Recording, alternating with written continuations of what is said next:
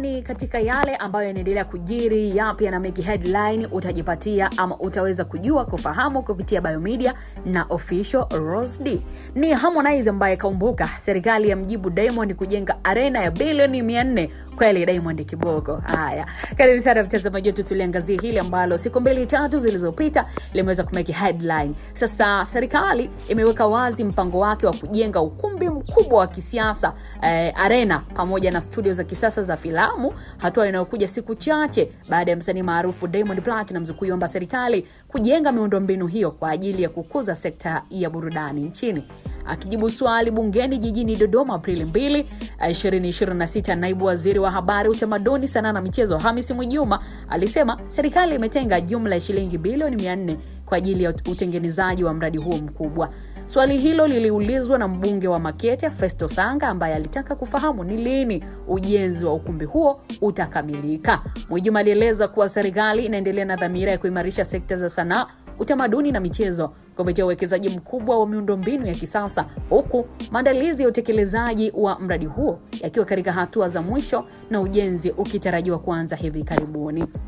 Hatua hiyo imekuja kufuatia ombi la Diamond Platnumz ambaye hivi karibuni alimpongeza Rais Samia Suluhu Hassan kwa juhudi za kuwekeza katika sekta ya ubunifu, hususan kwa watengeneza maudhui kwa kutenga fungu maalumu kwa ajili yao.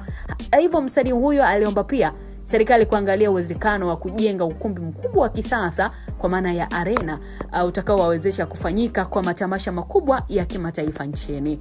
Katika nukuu wakati anafanya mahojiano na kituo cha Wasafi FM alisema, naomba serikali tuangalie pia sisi wasanii kwa kutujengea arena itakayosaidia kukuza tasnia yetu. Alinukuliwa akizungumza Diamond Platnumz. Kwa muda mfupi wasanii nchini wamekuwa wakikabiliwa na changamoto ya ukosefu wa ukumbi ama kumbi za kisasa zenye uwezo wa kuandaa matamasha makubwa, hali inayolazimisha baadhi ya matukio kufanyika nje ya nchi au katika mazingira yasiyo rafiki.